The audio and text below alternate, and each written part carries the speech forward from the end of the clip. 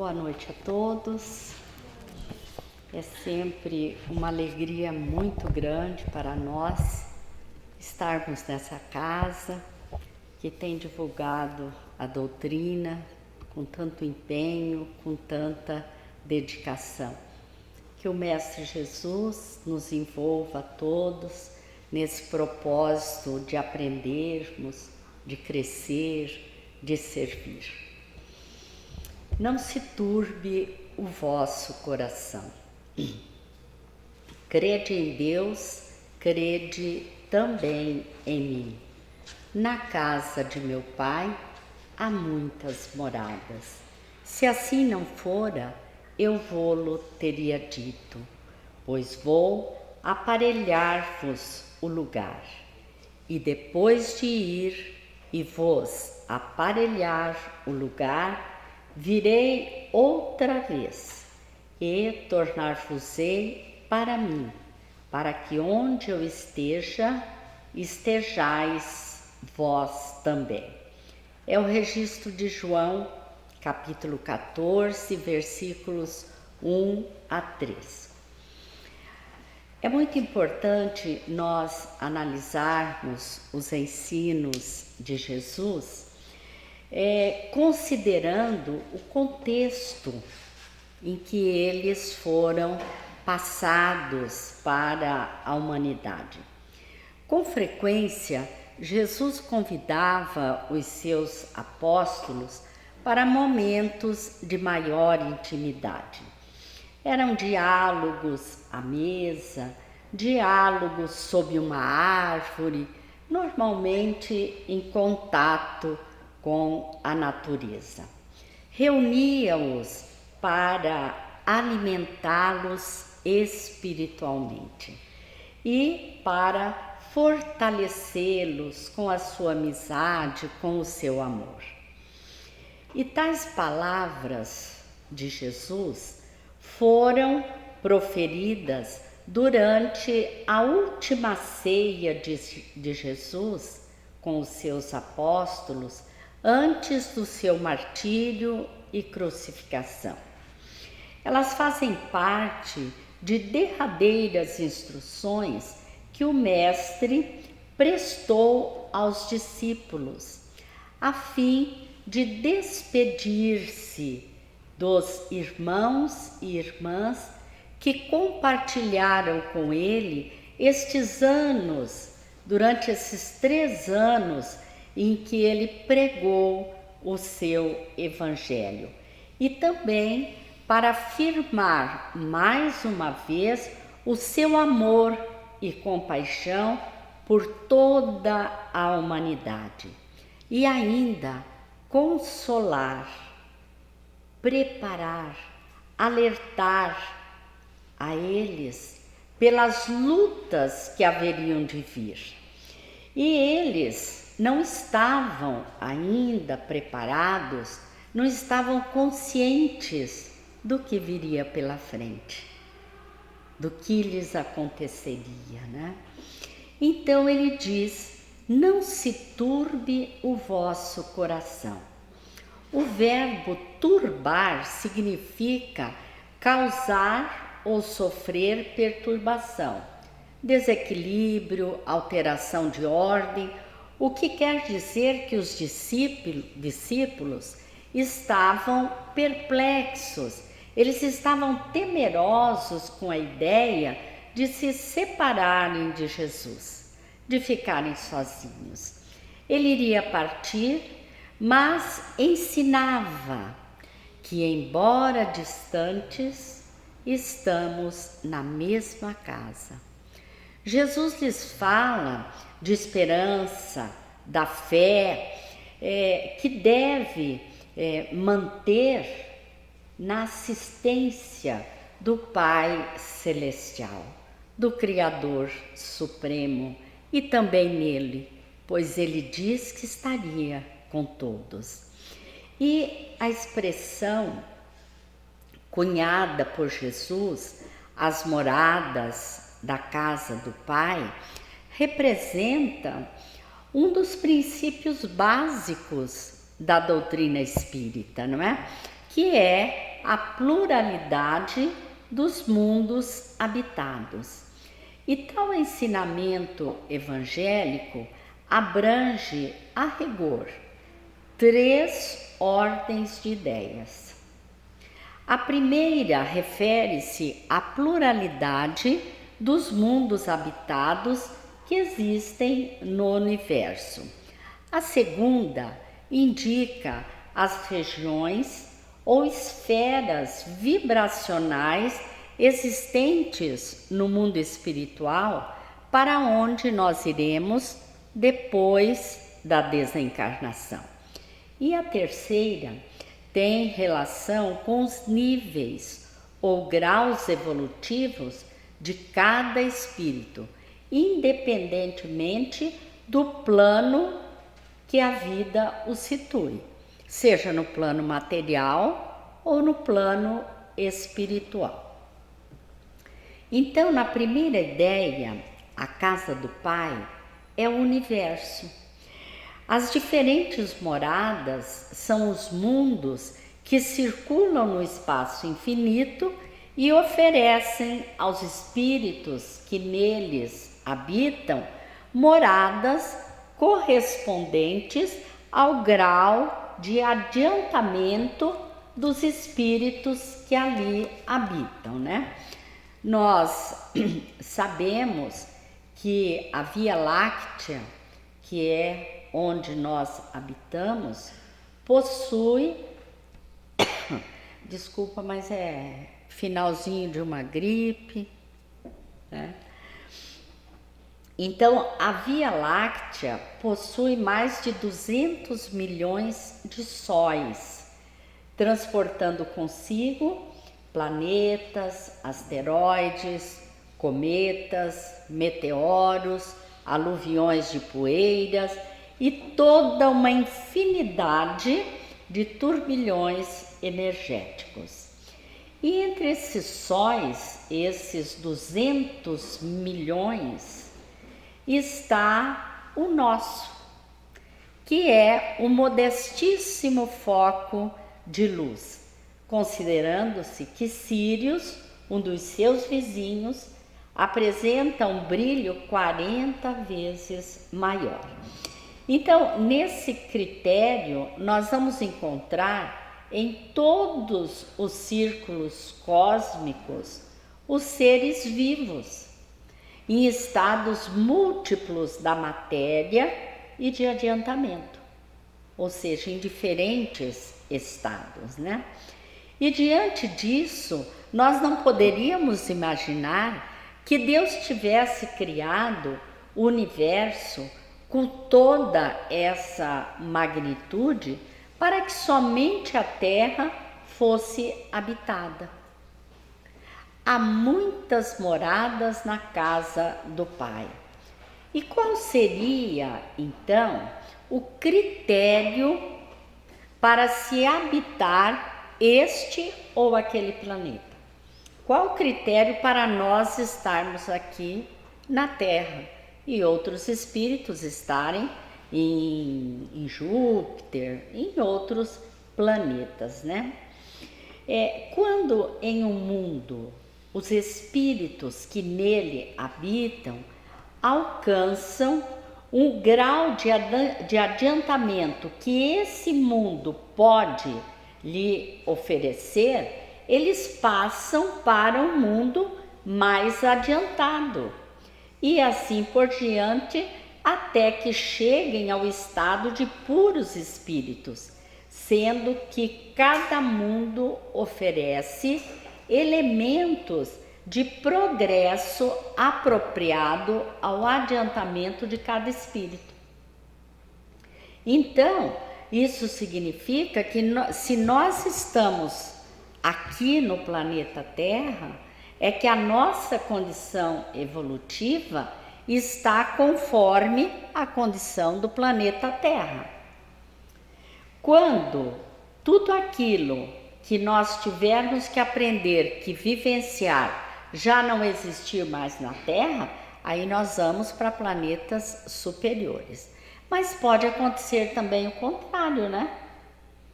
Estamos ouvindo falar muito na transição planetária, porque assim como nós espíritos evoluímos, os planetas também evoluem. E a Terra já evoluiu a um ponto que ela vai mudar o seu estágio, passando de mundo de provas e expiações, que é o segundo grau na escala evolutiva, antes dela só os mundos primitivos, né? Para tornar-se um mundo de regeneração. Então, como que isso vai acontecer? Aqueles que estivermos compatíveis com essa melhoria do planeta, vamos continuar aqui, aprendendo, né? Mas aqueles que não são mais compatíveis, que estão atrapalhando esse progresso, a misericórdia divina os enviará a um planeta inferior a esse, para que lá, através das durezas que por certo serão enfrentadas, eles possam aprender, crescer, evoluir e ajudar aqueles nativos que lá se encontram ainda numa condição mais primária, né? Então nós vemos que os mundos podem ser classificados em mundos primitivos, que são aqueles destinados às primeiras encarnações da alma humana, onde domina o mal, onde os seus habitantes são rudimentares, sem beleza, movidos pelos instintos e carentes de sentimentos de delicadeza, de benevolência e das noções do justo e do injusto, né? Então lá a sobrevivência e a força bruta são imperativos para a vida. Eles vivem em função da sobrevivência, mas através da força bruta, porque tem ainda uma inteligência muito rudimentar, né? Depois vem o mundo de provas e expiações, né? Que eu acho que nós nem precisamos falar muito, né? Porque nós conhecemos muito bem, que é o nosso planeta Terra, onde a superioridade de inteligência em grande número dos espíritos que ali vivem difere de um mundo primitivo, né? A gente percebe pelos espíritos que aqui habitam que já não somos mais primitivos, que já realizaram progressos anteriores, que os vícios ainda são em grande número, mas também muitas virtudes já se apresentam nos mundos de provas e de expiação.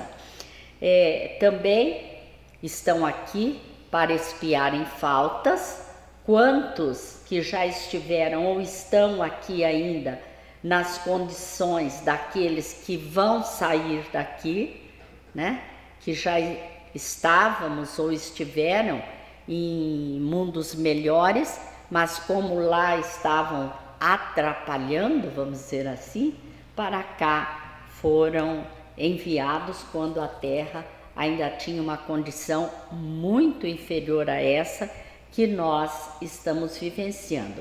Aí diria, mas por quê? Então, a gente vê que aqui no mundo de provas e expiações, nós temos espíritos ainda num grau de inferioridade muito grande e já temos também aqueles espíritos que já avançaram em moralidade.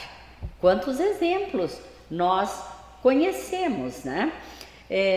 Por que isso?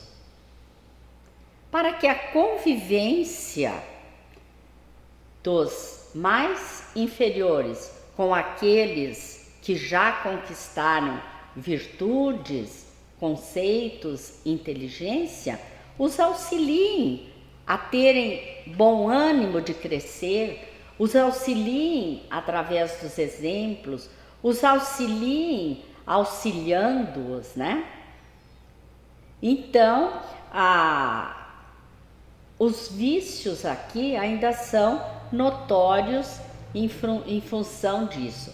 Então, nós vemos que a Terra se encontra em transição para um mundo de regeneração, em que a alma penitente, né, vai encontrar um alívio, ou seja, aqueles que aqui ficarem, espero que ficarmos, né? Espero, quem sabe. Com a ausência do mal, tenhamos ou tenham mais chances de progredir mais rapidamente. E os mundos de regeneração, então, que são esses, na categoria em que a Terra se encontrará, as almas ainda têm o que expirar, mas ali elas aunem forças, repousando das fadigas, da luta que tem sido enfrentada. É um estágio de transição entre os mundos de expiação e os mundos felizes, né? Ainda se estará sujeitos às leis que regem a matéria, mas livres das paixões desordenadas. O orgulho, a inveja, o ódio já não existirão mais, mas ainda haverá sim provas para serem suportadas. Os mundos felizes, onde o bem sobrepuja o mal, a forma do corpo ainda é humana, só que mais embelezada, mais aperfeiçoada, mais purificada, né? Se a gente já acha o nosso planeta lindo, né? Imaginamos como serão esses mundos felizes, sem as doenças e sem as vicissitudes da matéria, porque o corpo físico será mais sutil e não terá o que espiar, né? Então, a leveza do corpo tornará a locomoção muito mais fácil. Uma infância curta ou quase nula e sem guerras entre os povos. Dá vontade de chegar lá, não dá? Dá vontade de apressar o passo, né? De ser bom. Temos dificuldades, mas vamos chegar lá. E os mundos celestes, que vai demorar um pouquinho mais, são as habitações dos espíritos depurados, onde reina exclusivamente o bem. É a morada dos espíritos puros, onde não tem necessidade mais de ter o mal para realçar o bem. Veja, aqui quando nós vemos o bem, a gente compara e se anima, né, para fazer o bem. Mas lá o bem já é uma constante. Tudo é harmonia, tudo é amor, tudo é caridade, tudo é justiça. E a caridade lá é diferente daqui. Por quê? Porque, por certo, lá não haverá essa desigualdade social da humanidade, né? A caridade será moral, porque as diferenças lá se caracterizam unicamente pela condição moral do espírito, né? Então, somente a superioridade moral é que vai estabelecer a diferença entre os espíritos, porque todos os sentimentos se acham engrandecidos e purificados pelos laços de amor e fraternidade, né? Neste capítulo, no item Progressão dos Mundos, subsidia as nossas reflexões quando o Espírito Santo Agostinho destaca que a Terra esteve material e moralmente num estado inferior ao que está hoje e atingirá um grau mais evoluído, né? Mais avançado, que a Terra atingiu um dos seus períodos de transformação, em que de mundo expiatório tornar-se-á um mundo regenerador, onde os homens serão felizes porque a lei de Deus nela reinará. Está, né, na Revista Espírita, na página 57. E ainda nós encontramos no Evangelho que o mal ainda predomina sobre a terra porque o bem está retraído. Ou seja, o bem existe na terra, mas o bem se retrai e o mal é audacioso, né? Ele se manifesta. Então, quando todos os homens de bem resolverem colocar em prática as suas virtudes, quando isso for um apanágio da maioria, o mal se esconderá com medo de ser visto. Mas hoje, quer dizer, o que se destaca? Nos meios de comunicação, principalmente, é o mal. Assistamos uma reportagem, quantas notícias boas nós teremos. Aliás, eu não assisto mais, né? Por quê? São as mesmas notícias ruins, negativas. Então o mal está em evidência. Imagina quando se começar a divulgar todo o bem que é feito, o bem que essa casa faz, o bem que a AMEM faz, o bem que a Mansão do Caminho faz, que o abrigo. Peguemos Maringá, temos o abrigo, desculpe se eu esquecer de alguma, né? Temos o abrigo, temos o recanto, Espírito Somos Todos Irmãos, temos o lar Preservação da Vida. Quantas vidas salvas pelo lar?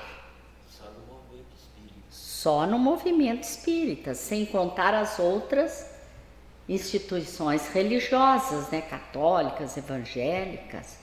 Temos o Lício Vasconcelos, que ele se referiu aqui no início. Temos a instituição da Dona Isabel, logo ali, perto de Sarandi, eu não sei o nome da instituição, mas é um trabalho fantástico, né? Maria Dolores. Alguém ouviu? Alguém vê na mídia a divulgação desse trabalho? A divulgação do Evangelho de Jesus?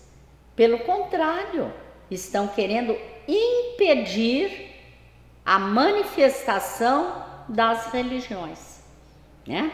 Então, o bem precisa criar um pouco de coragem, né? Então, na segunda ideia das muitas moradas na casa do Pai, refere-se ao estado venturoso ou desgraçado que o espírito experimenta quando se despoja do corpo físico, quando desencarna. E esse estado é decorrente do maior ou menor grau de progresso alcançado pelo espírito. Independentemente da diversidade dos mundos, conforme se ache mais ou menos depurado e desprendido dos laços materiais, variarão ao infinito o meio em que o espírito irá se encontrar, as sensações que ele vai experimentar, as percepções que ele terá. Veja que nós temos no livro Céu e Inferno quantos depoimentos de espíritos em diversas condições, quando eles contam como eles eram, como eles agiam quando encarnados e como eles se encontram no plano espiritual. Nenhum está exatamente igual, mas parecidos. Então cabe a nós a reflexão. Bom, se eu agir assim, muito provavelmente eu estarei parecido com ele, né? Então, são muitas as condições, são muitas as moradas em que nós vamos nos encontrar depois da morte, depois de passar pela fase de reintegração ao outro plano vibratório, onde está a continuidade da existência, porque o corpo fica e nós continuamos com a bagagem que nós armazenamos aqui, né? Então, liberto do corpo físico, o perispírito, que é o invólucro do espírito, revela funções próprias que, sob o comando da mente, sob o comando do espírito, oferecem condições de adaptação na nova moradia, formando grupos ou famílias, de acordo com as mútuas manifestações de simpatia, afeição e afinidade, né? Então, por isso é que se organizam, que existem as colônias espirituais. A maioria dos espíritos, dos espíritas, dizem, eu quero ir para o nosso lar. Não é verdade? Primeiro, não tem só o nosso lar está lá pertinho do Rio de Janeiro, né? Mas cada local, cada estado tem o seu nosso lar. Já temos informação de muitos, né? Inclusive tem um vídeo no YouTube que ele cita, né, as várias colônias que já foram reveladas, já foram citadas pelos espíritos. Então, o nosso desejo deve ser: eu quero ir para o nosso lar ou para qualquer outra dessas colônias para trabalhar, para ajudar, e não para ser socorridos, não é mesmo? Essa deve ser a nossa meta, o nosso desejo de cada vez buscarmos melhorar para estarmos em grupos, né, que se organizam em comunidades, ou seja, lá é mais ou menos como aqui, né? Todos nós que estamos aqui agora, nós temos uma coisa em comum. Nós queremos conhecer a doutrina espírita. Nós buscamos o envolvimento dos bons espíritos. Nós queremos refazer as nossas energias para o enfrentamento do dia a dia. Por isso estamos aqui reunidos. E no plano espiritual não é diferente. Então, essas comunidades se caracterizam por diferentes níveis, ou seja, regiões de sombra e de dor, de ventura e de alegria, cuja gradação evolutiva forma uma escala que se desdobra ao infinito, conforme o progresso alcançado pelos espíritos que aí vivem. Mesmo antes da codificação do espiritismo, o vidente sueco Emanuel Swedenborg, que viveu no século XVIII, dizia que o outro mundo para onde vamos após a morte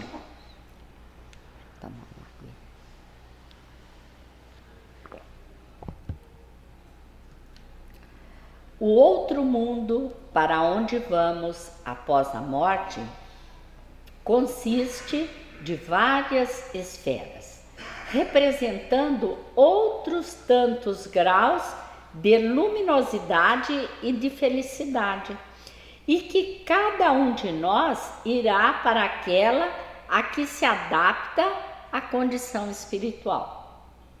Antes da codificação do Espiritismo, porque sempre vieram à Terra espíritos missionários para orientar-nos, para orientar a humanidade, para trazer essas informações, né? Então, essas moradas se constituem em planos que se expressam por vibrações e não propriamente por lugares. Ou seja, aquela comunidade que está reunida num local, ela pode se dirigir a outro, né? Porque elas levam consigo aquele local, aquelas vibrações.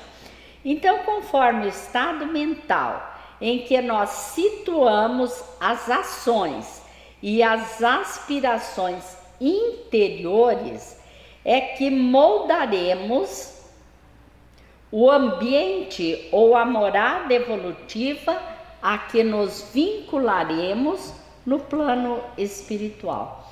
Então, sob esse prisma, a casa do Pai, nós vamos nos dar conta que numa terceira concepção é o íntimo de cada um. E as moradas, os estados de alma que nós alimentamos conforme os nossos desejos e aspirações pessoais. Nós é que vamos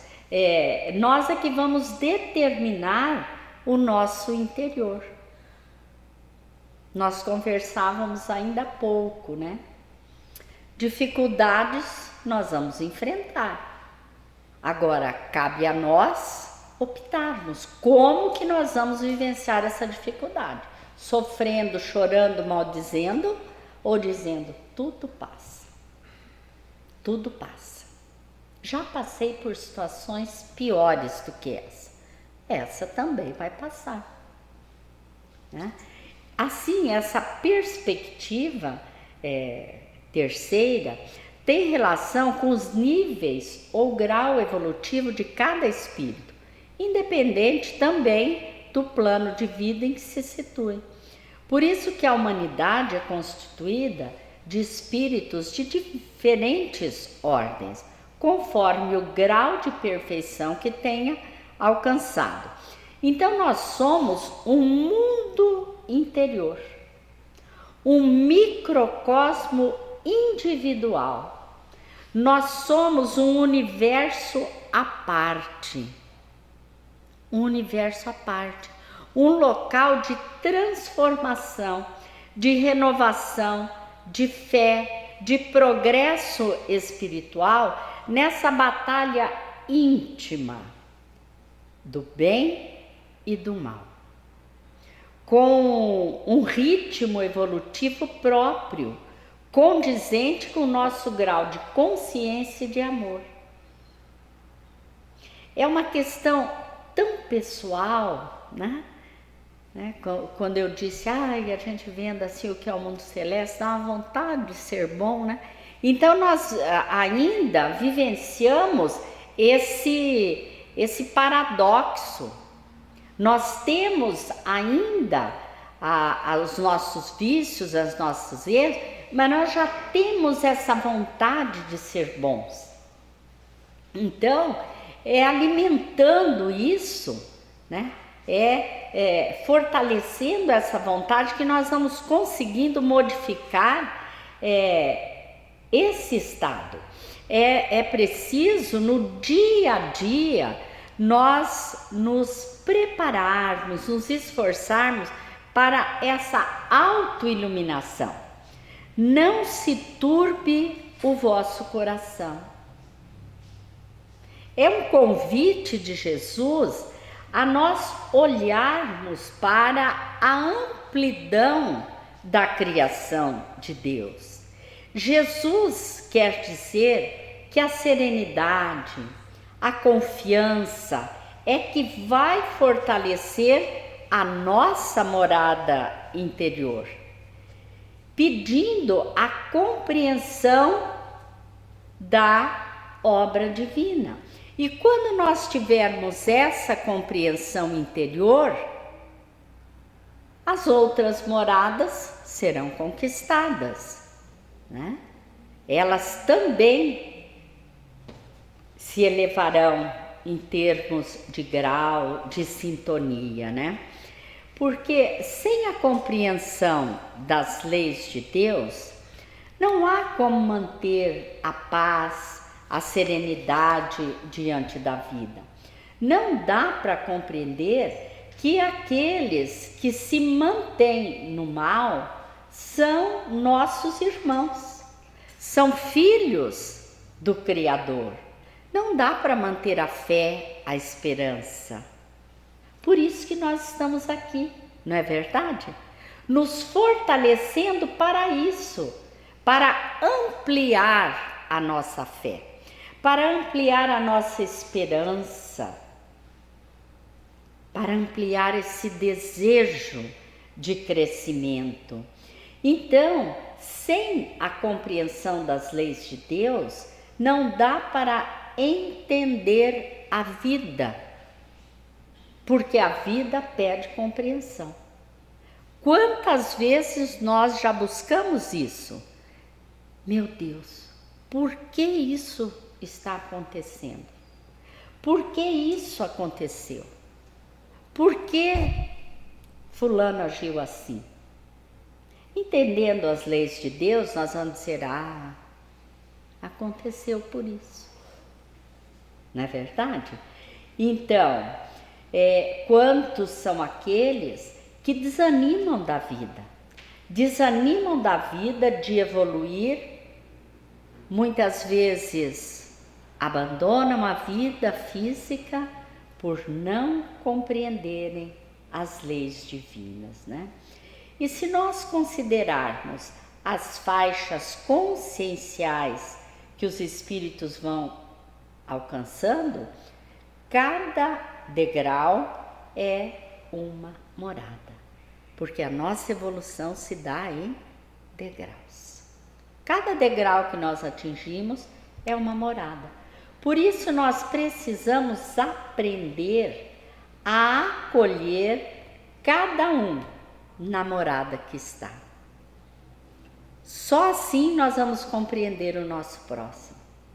Só assim nós vamos auxiliar independente de qualquer coisa.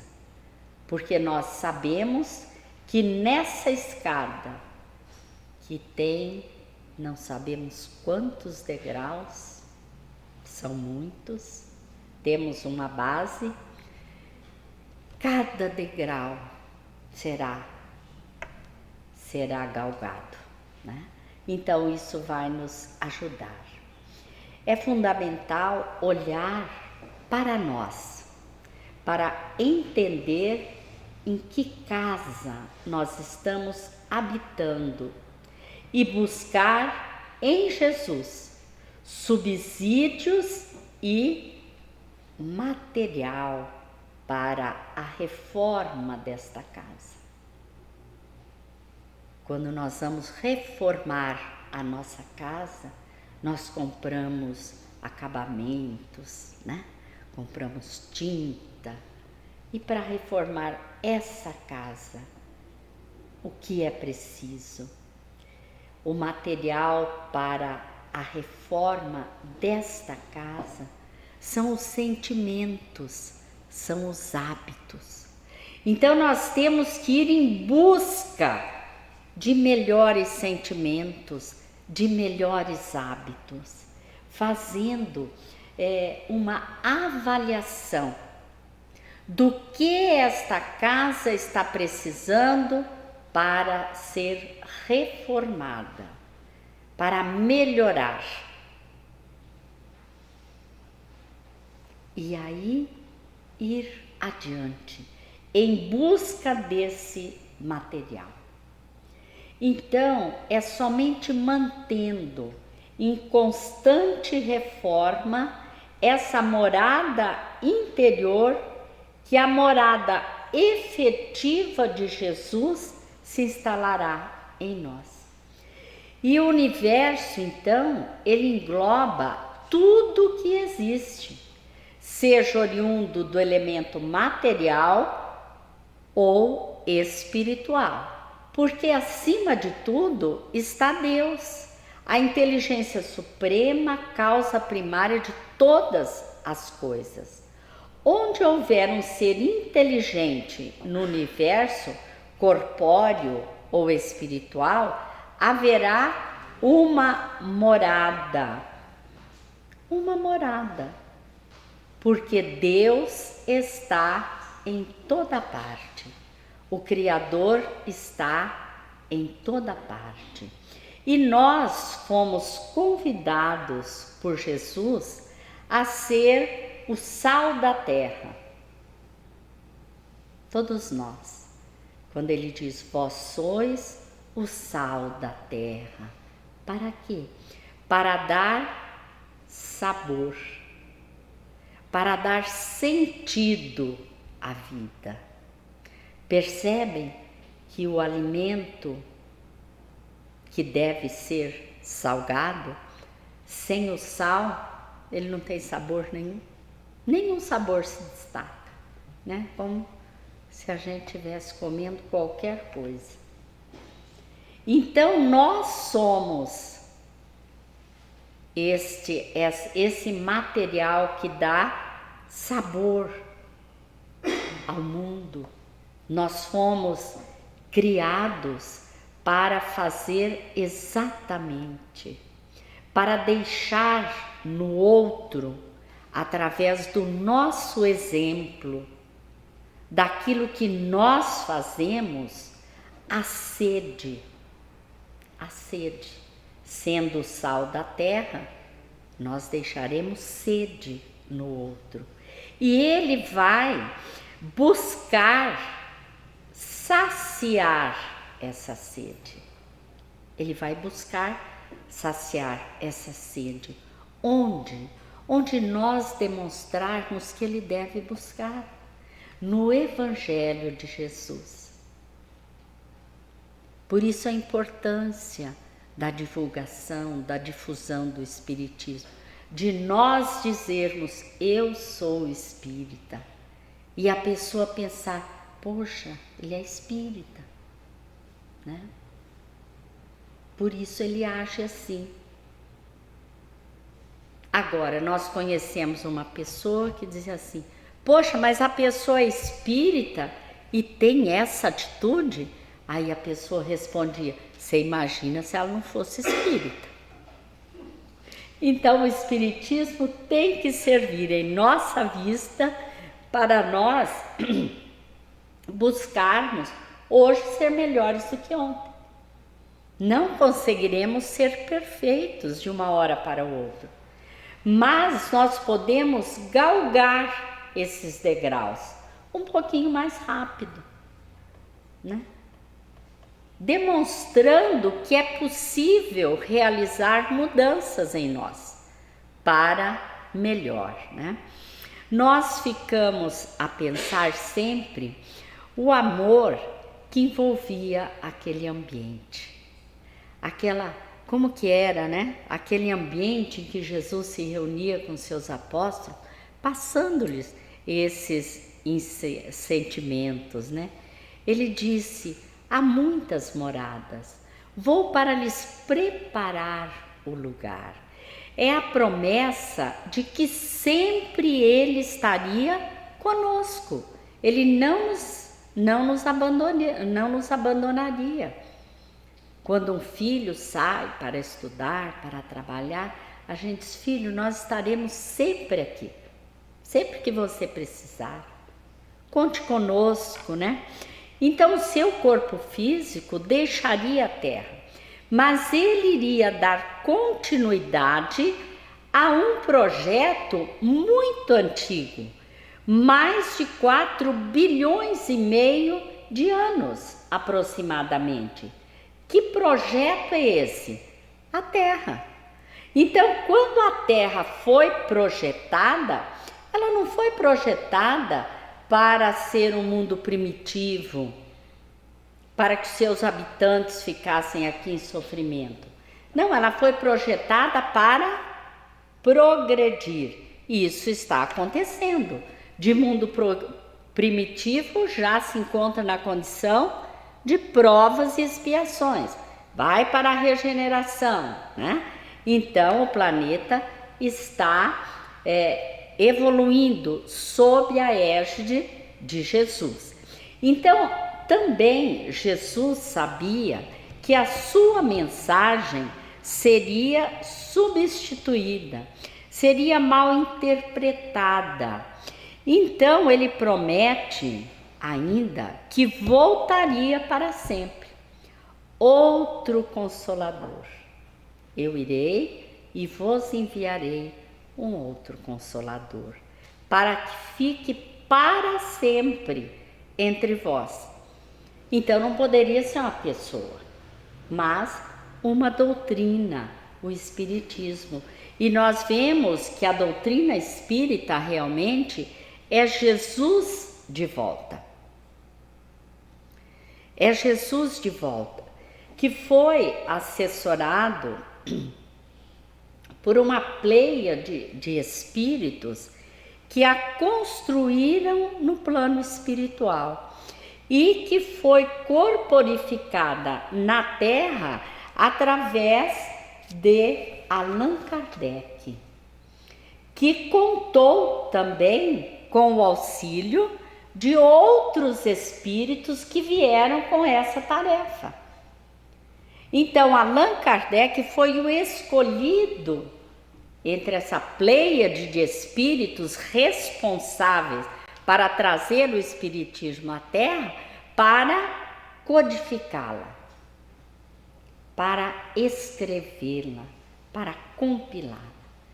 E os médiuns e aqueles que deram apoio a ele também vieram com essa missão, né?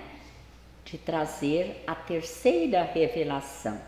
E os seus ensinamentos agora, sob a luz da doutrina espírita, chegariam de maneira lógica e clara.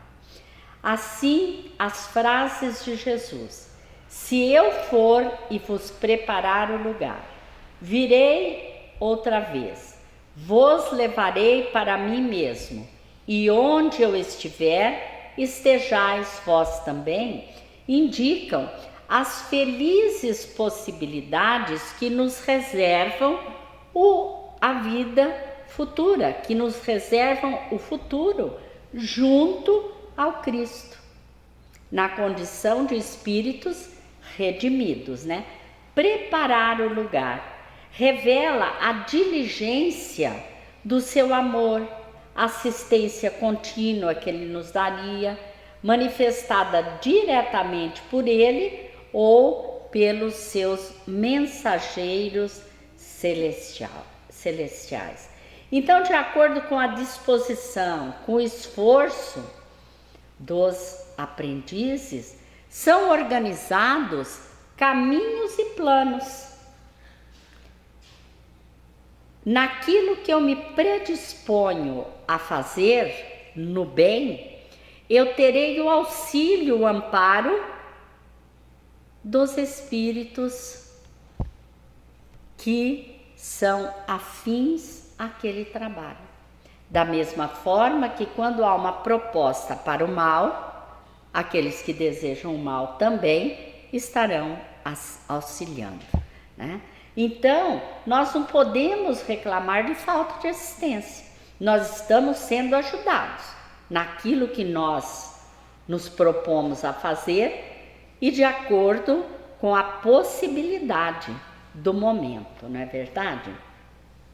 Então, os nossos sentimentos, pensamentos, ações serão semelhantes aos dele, de Jesus, na consolidação da sábia afirmativa que está contida no Evangelho, para que todos sejam um, como tu, ó Pai, o és em mim e eu em ti, que também eles sejam em nós. Às vezes a gente lê essas frases, a gente fala, meu Deus, agora enroscou tudo, né? Como entender isso? Eu vou ler de novo.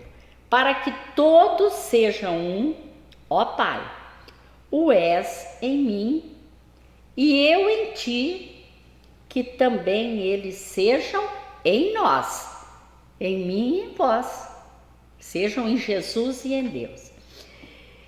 Veja, eu vou citar um exemplo para a gente compreender isso aqui.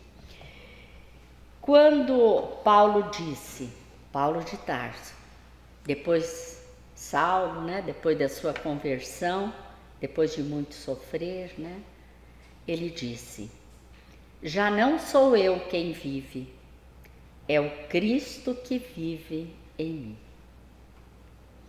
Por quê? Ele estava em tal sintonia com Jesus, ele estava em tal sintonia que tudo que ele fazia era visando fazer aquilo que Jesus queria.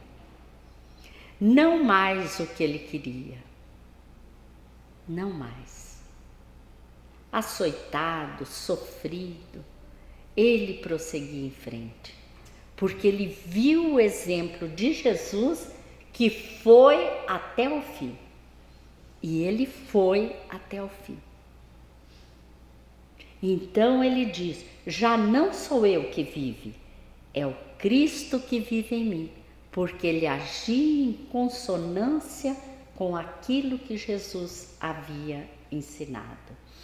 Então, sendo Jesus o nosso guia e orientador maior, ele segue à frente, oferecendo os meios e recursos para que se concretize a nossa melhoria espiritual.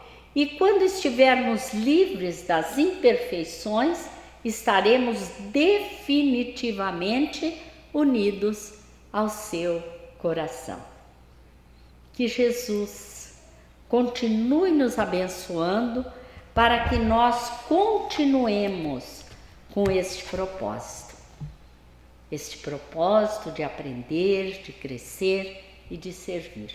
Muito obrigada a todos e votos de muita paz.